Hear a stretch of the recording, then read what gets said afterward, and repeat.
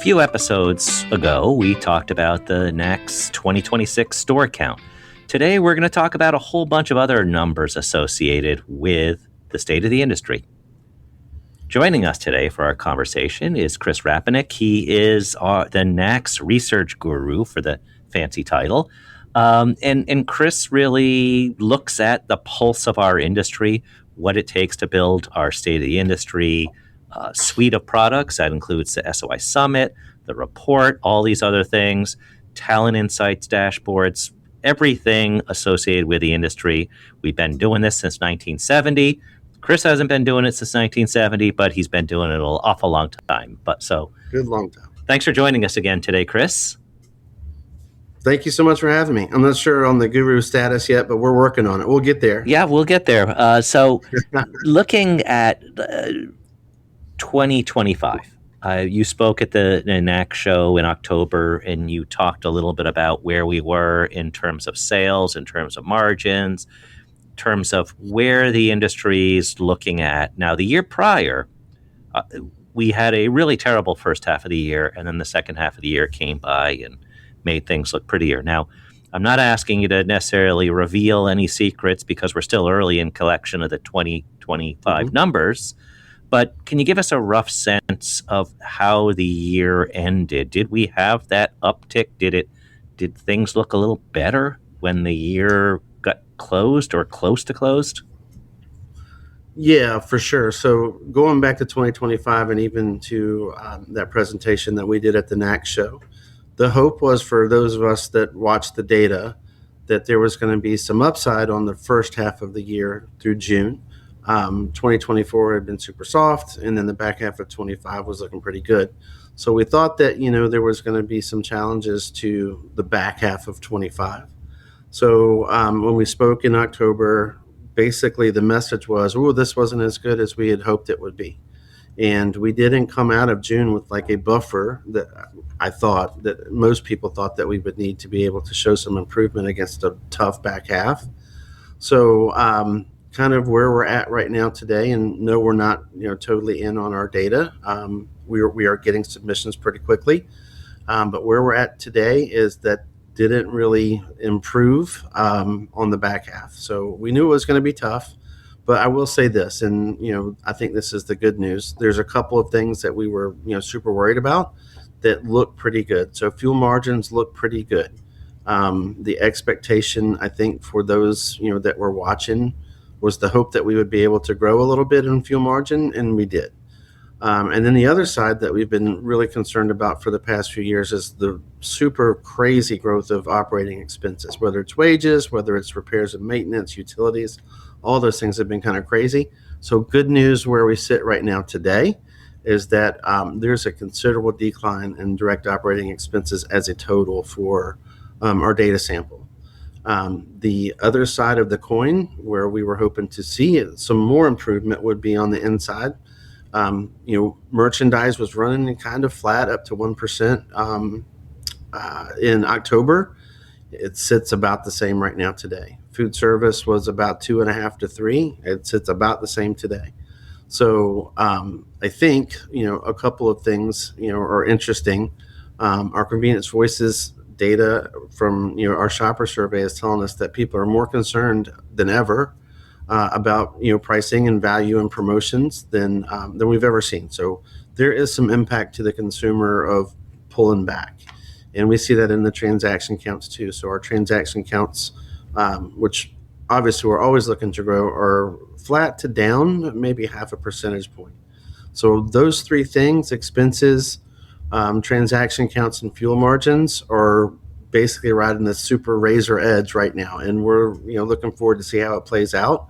I think if we get some good data from some of the larger companies, that we'll probably be able to see exactly where we sit right now. And I think that if we finish inside sales flat to last year, that'll be a pretty good story to tell. So I have more stories to tell, but first you've mentioned submitting data a couple times. I don't want to save it till the end of this episode.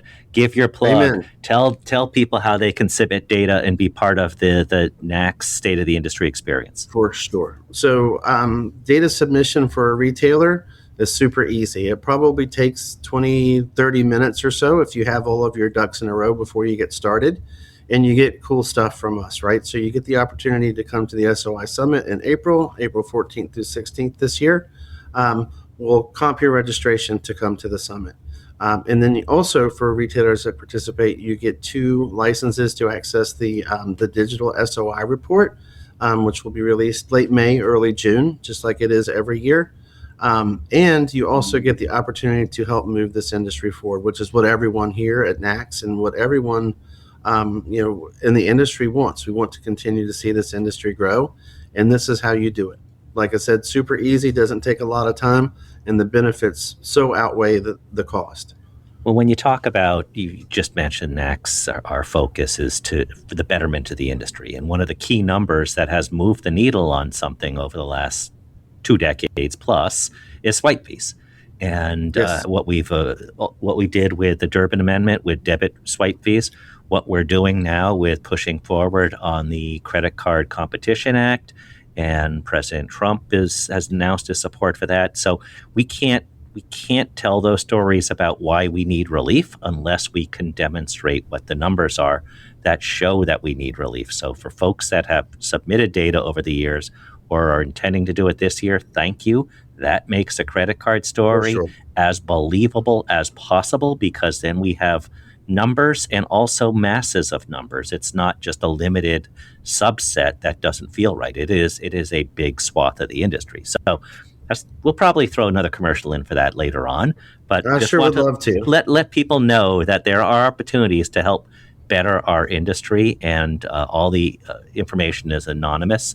We don't know who submits it, and that's what we've done since 1970. So speaking of the numbers and speaking of last year, we just announced the store count, and the store count, I've seen it written up both ways. We wrote it up and we said basically, down 200 stores out of 150,000 is essentially flat. And I think for years with this retail apocalypse that we've been talking about, is flat is the new up. I mean, that's a pretty good situation when you look at all these other channels. But I've also seen others say, well, store count's down for 2 straight years. Well, the total over those 2 years is 350 stores, something like that. So I think that store count is a good indicator that the health of our industry, yes, there are some things to be concerned about, but when you can hold a store count with all this competition, as I said, that sure feels like the new up. Totally agree. And, I'll give a little bit of color to the whole store count situation. What we've seen is that the folks that are forward thinking, the ones that are focused on food, the ones that are focused on consumer experience, the ones that are focused on running clean stores, those guys are still growing. And, a lot of them are the super regionals that, may cover, 3 NACS regions or 2 or whatever. And that's good business for the industry, replacing an old drugstore that's closed or whatever, knocking that thing down and putting up a fresh new site. That's good business. And so the other side of the coin is we did, lose about 200 sites, but what we've seen mostly is that's come in the single store group, right? And a subset of that are single stores that aren't selling fuel. If you're in the business or you've been following this business, you know that the float from, to profitability for the past few years has been kind of driven by fuel. And that remains the case.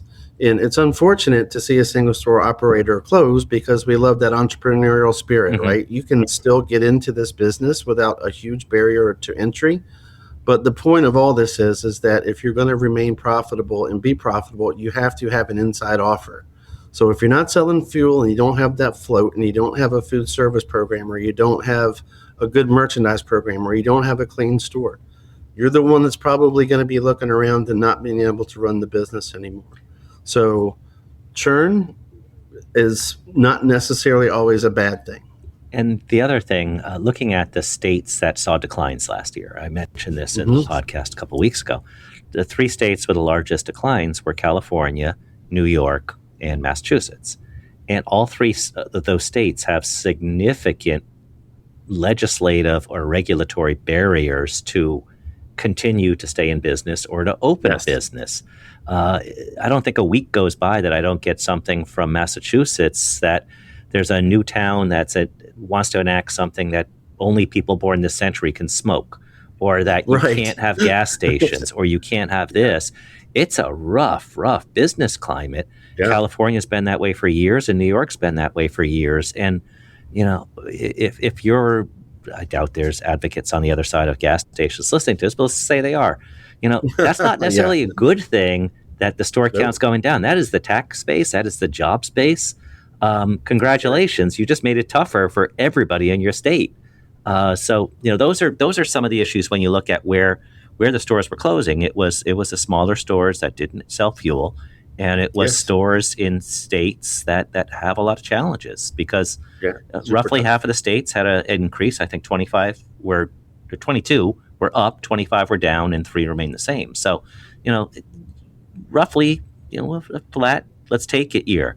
So we talked about 2025 and going into 2026, we have the store count, but how is 2026 different when you and your team set up, Chris, and you're looking at last year? You were saying you were hoping the first half of the year would make up for something that might be rough the second half. Mm-hmm. What are you looking at as the year? We're now into February.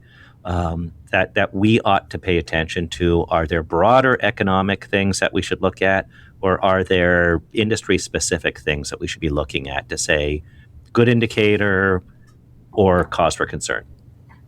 For sure. And I think that it kind of goes back to the mention of, the consumer and kind of their confidence level and whether or not they're willing to spend their disposable income in retail right now. And I think that that's questionable. And there's really nothing that's happened in, the most recent steps of the economy to prove differently. So I think that that's something that's probably going to be a continuation into 2026. So that means to me, it means that transactions on the inside are probably going to decline. And we've been doing, you're familiar with it, Jeff, but we've been doing an exercise for the past few years where we analyzed the profitability of a basket on the inside. Mm-hmm. And what we would love to see is we would love to see that basket value grow, but we would want to do it organically through, hey, throw another item in the basket, right? Don't increase your prices. And over the past couple of years, pricing has been willy-nilly, I guess is the best word to use. And we've seen growth on the inside, and it really, when you kind of, peel back the layers or whatever, it's really come down to pricing. Units in this channel are not growing. They did not grow in 24, they did not grow in 25, and they're not right now. So back to the thought of this basket, if you want to have a more profitable basket, you need to raise the value, and how you do that is by adding another item. Mm-hmm. And that would be the hope, is that kind of we've hit the bottom of the bottom level of decline in item counts, and hopefully we'll see units pick back up, and that's how we can build the basket. But at the end of the day, if you're a retailer, if you're not building basket value or you're not building inside transactions, then you probably are going to have a problem in 26. And I've seen a couple reports lately, consumers picking their favorite grocery stores. There's been a couple stories in the last week. I don't know why now, but the two that they say are best positioned right now are Aldi's and Trader Joe's. And anybody that knows history of Trader Joe's, it started out as a convenience store in California and evolved from there. So, and Aldi, to an extent, feels like a convenience store because of its size. So, right, for sure. I think, well, that's the one thing. They both have roughly the same size of a larger convenience store, but a convenience store. But also, they're both known for price, and they're both known for private label. And right. And I think they trade those off as a hand in hand.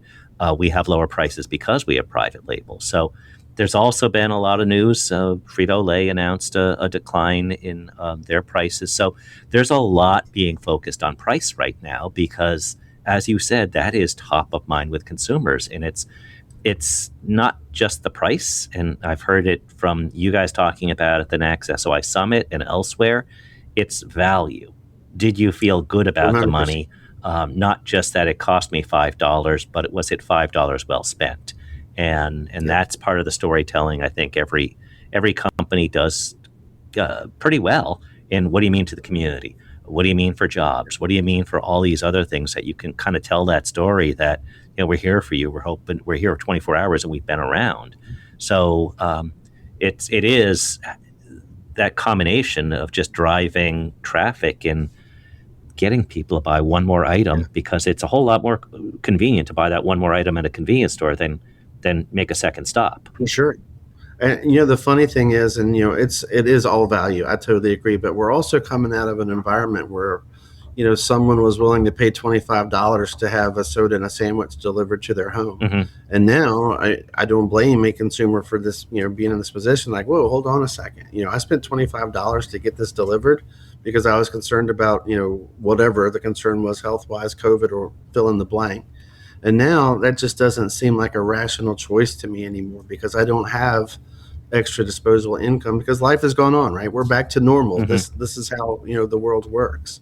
So I think that's probably, part of the pullback is like, whoa, why did I even think about doing that?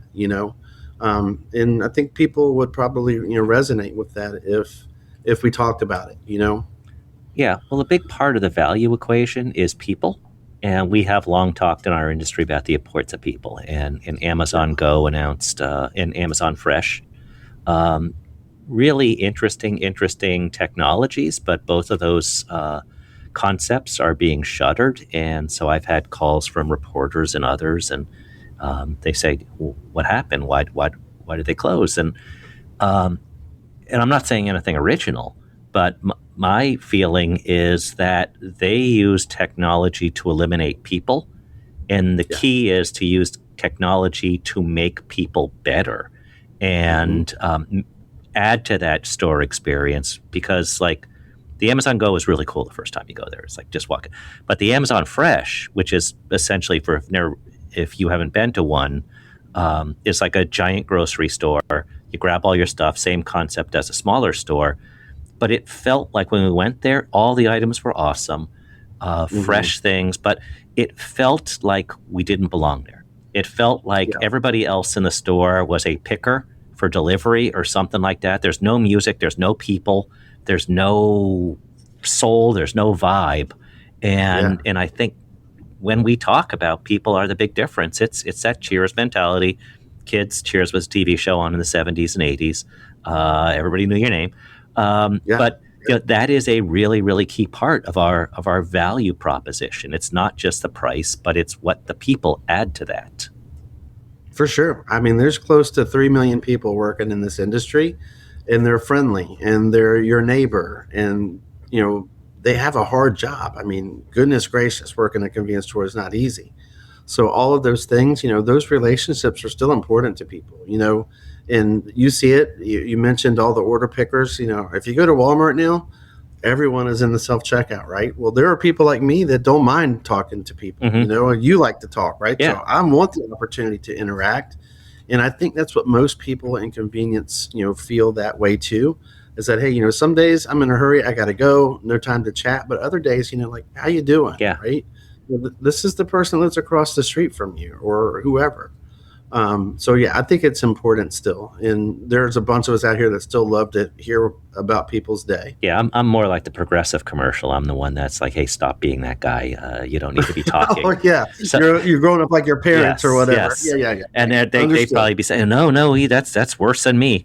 But right. So since we're talking about people, we also measure the performance of people, and because that's a key part of the equation.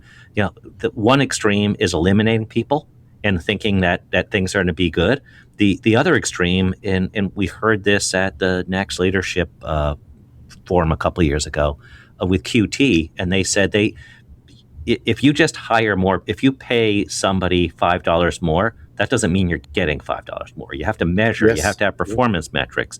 You have to know what the benchmarking is. And so we also look at that, just like we look at things that go through the cash register.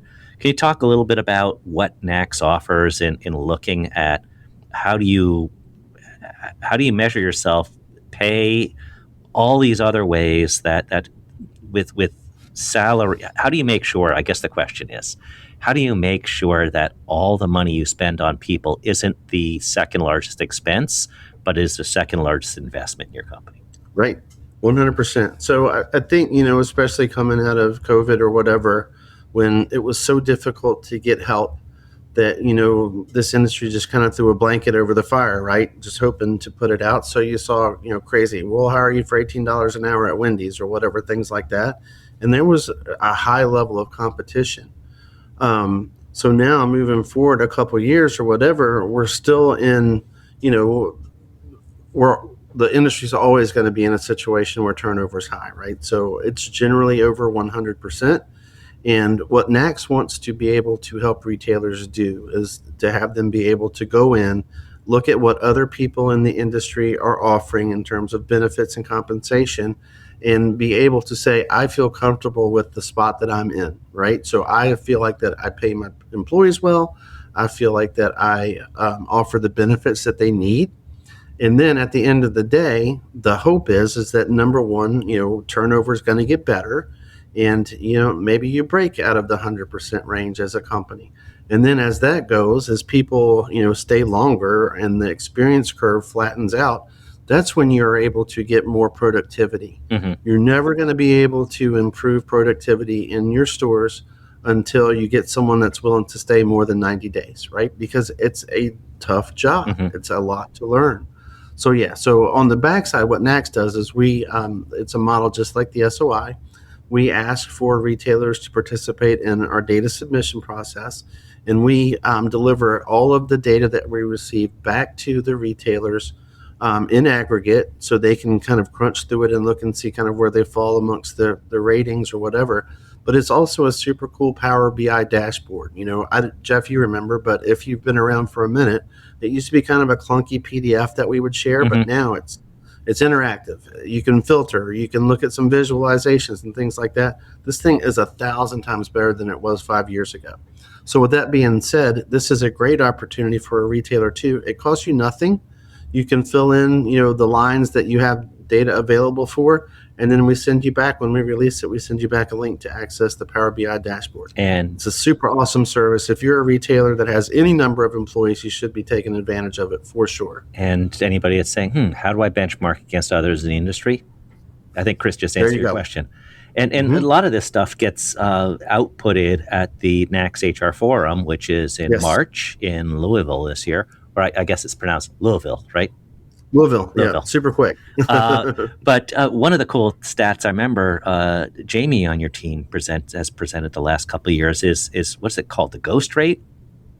Yeah, right. And that's the number of people that just never show up. And it's expensive, right? So you go through the process of background checks, you get theoretically a uniform, you plan training and all those other things, and the person never comes to work. It's terrible. So, for anybody out there that says, can you believe this happens? It's like, yes, it does. And it's actually, it happens so often that it's now measured by Chris and team. So that's right. We wish it weren't. We wish a lot of these things that are negative weren't, but you measure and then you figure out how you can adjust from there. And that's the whole point of metrics. It's from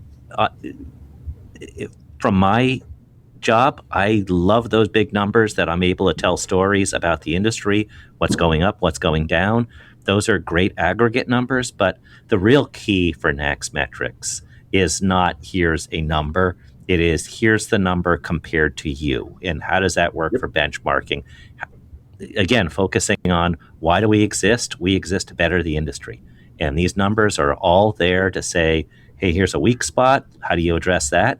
Here's a strength. How do you amplify that and keep those turnstiles, keep those doors swinging, and keep moving customers in and out? For sure. And I mean, all of the benefit and, kind of where NACS kind of steps into this is that you can compare your store number one versus your store number two in your chain all day long. But you never really know how good is until you look outside, right? Because your strategies are the same. Your offer is generally the same, from one store all the way up to 100 stores. But when you look at the folks that are out there that are doing it better, top decile operators, the ones that are generating the most store operating profit, those types of metrics, that's when your perception of the data changes, because you now realize, hey, I grew my business by 2%, but at the end of the day, the industry in general grew by 5%. There's a 3-point opportunity there. How do I take advantage of it? So one other quick thing, and then I'll end with you telling people again how much awesome stuff they can do and get back. But in looking at the numbers from last year's State of the Industry, there was one thing that struck me, that over the course of the year, the average customer led to 1 cent per transaction profit, one cent per customer. Yes. And with this whole thing that's been going on with Penny, which started third quarter of the Super Bowl last year when there was an announcement. So we've been going over this for the year. And so retailers still don't have certainty from Congress on how to act round up, round down. One of the most effective messages I've had in talking to reporters of why this is so important, they've said what a lot of retailers are doing is they're rounding in favor of the customer. The average transaction, I'm not going to get into the math now, but the average transaction leads to 2 cents in pennies, because you either get 1 cent, 2 cents, 3 cents, 4 cents, or 0 cents back. So if you are rounding in favor of the customer, you are on average giving 2 cents per transaction. Doesn't sound like much, but when you look at the NACS data and saying that transaction went from 1 cent profitable to 1 cent unprofitable, that's a big deal, Congress. Please take action. We're begging you. This is really important to our industry. And that is how you move the needle legislatively, by submitting numbers and giving us these metrics to communicate on your behalf. So how can they submit those numbers, Chris? Let's get that plug in one more time. One more time. Okay. If you're a retailer, all you have to go to convenience.org, click on the research tab. State of the Industry Enterprise will pop up. You can click on that and it will present you with some opportunities to give data. You can also do the Talent Insight Dashboard, same situation. There's an Excel spreadsheet that you can download, or for Talent Insights Dashboard, you can go through like a SurveyMonkey type setup. Super easy to do. We want you to come to the SOI Summit, April 14th through the 16th, so you can see this data in action. You can hear from retailers that you probably would like to hear from, Randy Quinn from 7-Eleven and Andrew Bale from Wawa, two great companies that are both doing some good things that probably you wouldn't mind emulating some of the things that they're doing.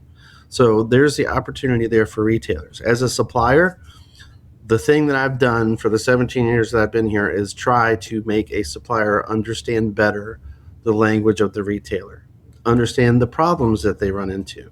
And at the end of the day, there's kind of two things that a retailer needs from a supplier.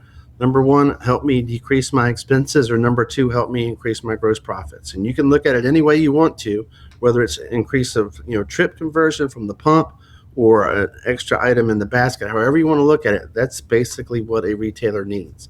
And if you go spend time with the retailers that attend the SOI Summit, you're going to find people that focus on the numbers, that they use data and good business practices to develop a strategic plan every year.